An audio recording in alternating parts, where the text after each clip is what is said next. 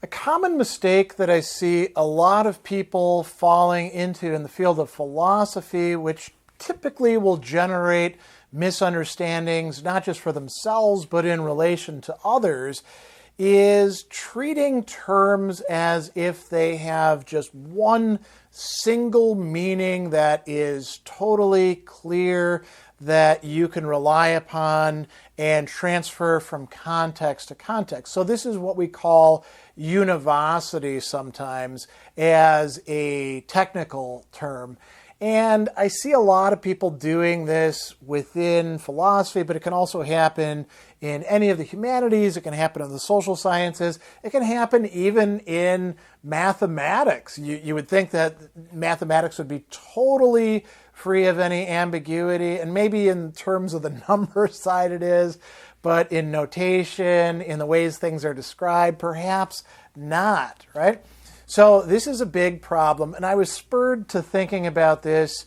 It's just sort of a random case. I had somebody commenting on one of my videos, and they were talking about knowledge and understanding and making a distinction between the two. Knowledge is this, understanding is this, and they were completely confident in their take on it, not realizing, as I then pointed out to them, that these are terms that have been used in a lot of different ways by a lot of different people at a lot of different times and places in philosophy. And it'd be probably a bit smarter to realize that these are what we call ambiguous terms, and not to be so dogmatic or definitive about, I've got the, one and only meaning, the, definitive one that everybody else should recognize, because it just makes you look kind of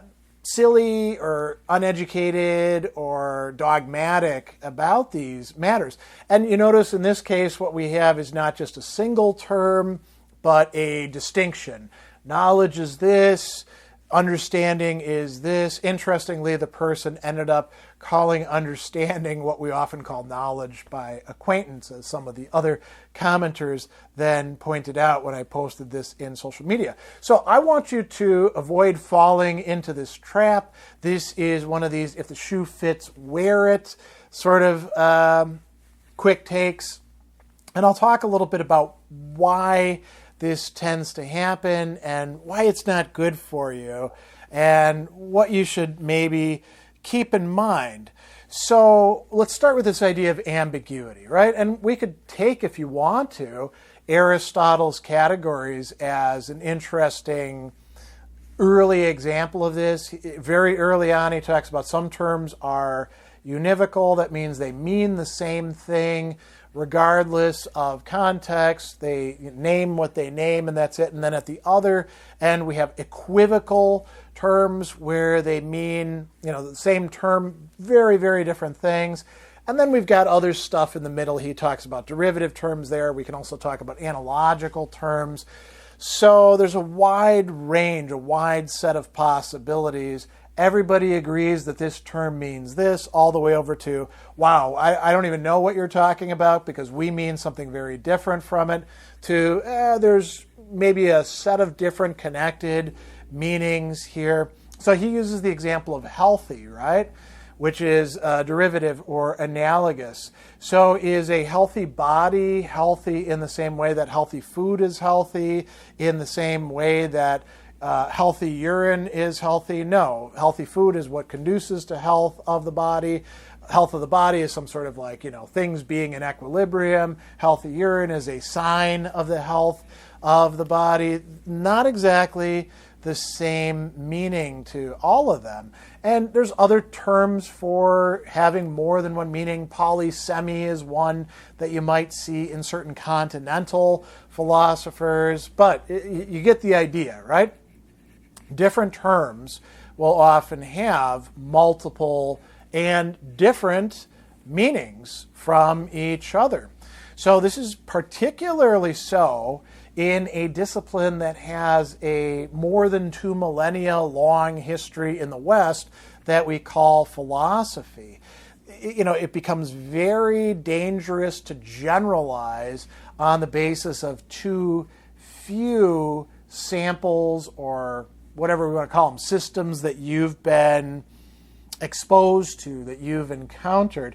And this is a problem in particular for autodidacts, I would say. People who are studying philosophy or culture more broadly on their own because they get themselves a textbook, or they buy somebody's great course or something like that, and they're like, aha, now I got it. This is exactly what this means because this person has talked about idealism or freedom or knowledge, and they defined it for me, and I know now exactly what this term means. Or they go to the dictionary, which, a dictionary is a historical document rather than the be-all and end-all of meanings and language. And different dictionaries will sometimes give you different definitions as well. It's also a huge problem for people who studied philosophy in a more formal way, in traditional academic education, because you can get a textbook, you can have a teacher, you can read, primary sources, and they say, this is what this term means. And now you think that you've got it. And you do have it for that textbook, for that tradition, for that school, for that thinker, but you don't have it for all philosophers everywhere, because pretty much any important term that you're going to see or use or think about has been given multiple meanings within different philosophical schools or movements or traditions, and sometimes even within them as well. So, too narrow experience or exposure or, samples of things can be one of the reasons for it. I think there's also kind of a naive desire, demand, need on the part of some people to be given the one and only meaning of a term. They're wanting that, they need that, they crave that, and once they have it, they think they can thereby apply that. It's sort of like being given a driver's license for one country and thinking now that you've got that, you can drive anywhere you want. Well, no, not exactly. And I think that some people might have been victims of overly doctrinaire or dogmatic approaches on the part of their teacher or the person that they were reading. You see this with, some people who study scholastic philosophy, and they're like, well, so-and-so has defined the terms this way, therefore everybody must recognize this. Or Ayn Randians, or certain analytic philosophers are like that as well. It means this in my little discourse found in these journals here, so everybody must mean this. You find that with some continental thinkers as well. So this is definitely a significant problem. And what does it lead to? Well, if you are talking with other people and you're saying, this is what knowledge means, and this is what understanding means, or this is, pick other terms you want. This is what free will means, and this is what determinism means, and you run into somebody who doesn't mean exactly those same things by those terms, now you've got a miscommunication.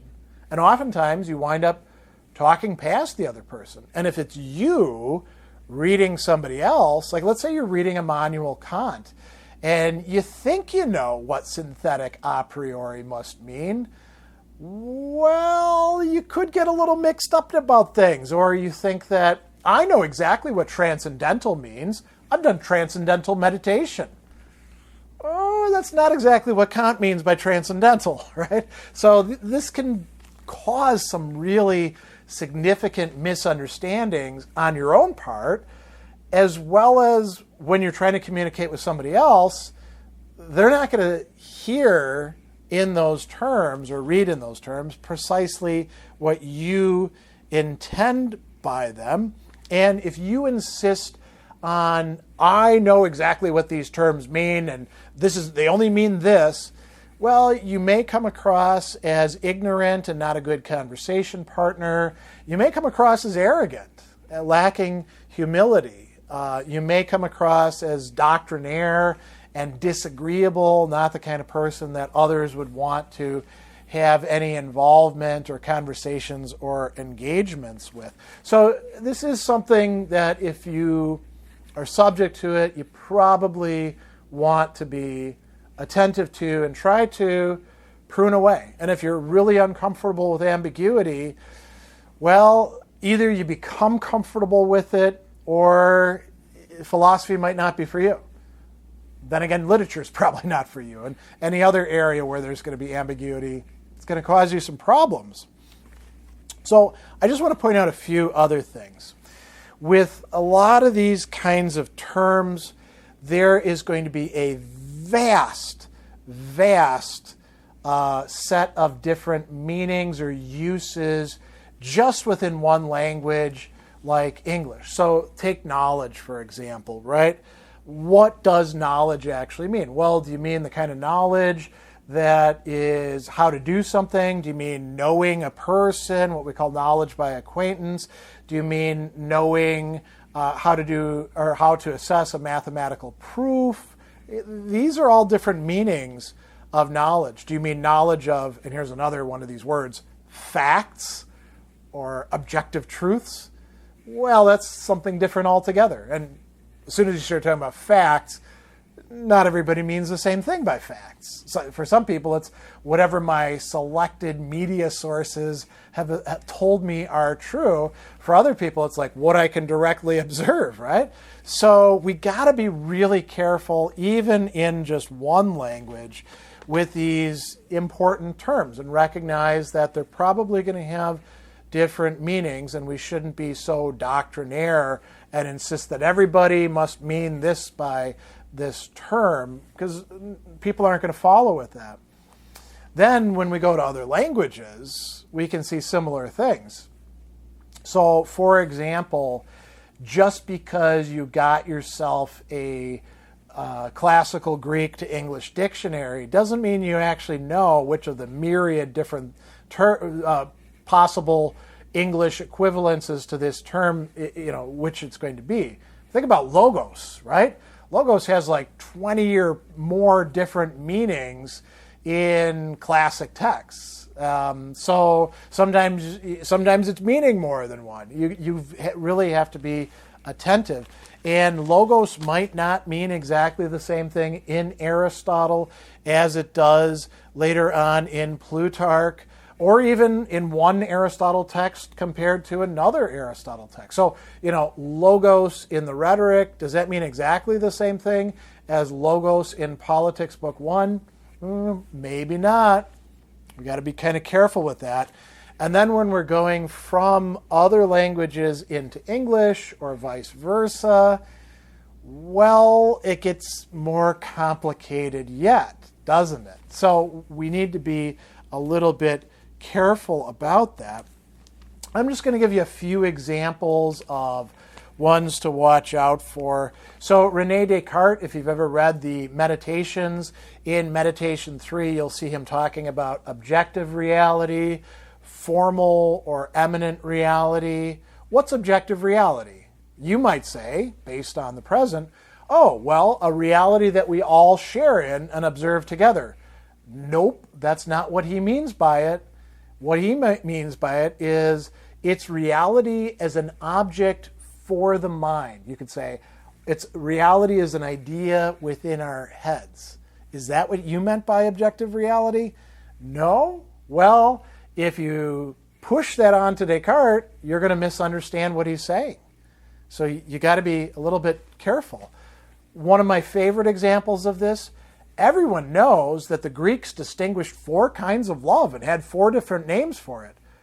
Well, you ever read any Plato or Aristotle or some of the Stoics or Plutarch?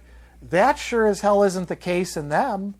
They use some of these terms, eros, agape, and the verbs for these, philia, philein, and storge or philostorgia. they use these kind of synonymously with each other or with a range of different meanings. Where did this idea come from? C.S. Lewis has this book, The Four Loves, and he's not directly responsible for that. Careless readings of C.S. Lewis are what are responsible for that. So you don't want to immediately try to say, oh, I know exactly what this term means. Eros always means lust. No, not always. In the symposium, it's actually what gets us to the highest good or beauty. And we're not trying to screw it, right? Or hoping that it'll catch our eye and we'll catch its eye. So you got to be careful about these terms. In the Middle Ages and then in German idealism, intellect or understanding versus reason. Some medieval philosophers actually say these are the same thing, like Anselm. Some, like Thomas Aquinas, have one higher than the other. It's almost completely reversed by the time that we get to Kant, where understanding or intellect is lower than reason, right? So you can't automatically assume that just because you think you know what these terms mean, everybody else is using them in exactly the same ways. So I'm going to end this by saying, don't screw yourself up. Don't cripple your mind, your development, your opportunities to understand philosophers, to communicate with other people by, insisting that you have the one true meaning of something or meanings and everybody else are kind of dummies, because that's a foolish way to go about things. You're here largely to learn from other people, and you're going to learn from many other people if you're any good at philosophy. You're not just going to learn, I only want to study Hegel. Well, Hegel wasn't that sort of doctrinaire dummy. Hegel's like, I want to learn from everybody and see what I can put together, right? You really, if you want to do any good in philosophy, you need to study a variety of people. This could be another discussion that we have later on. But you need to be aware that the language that they're going to use is not going to map neatly onto each other.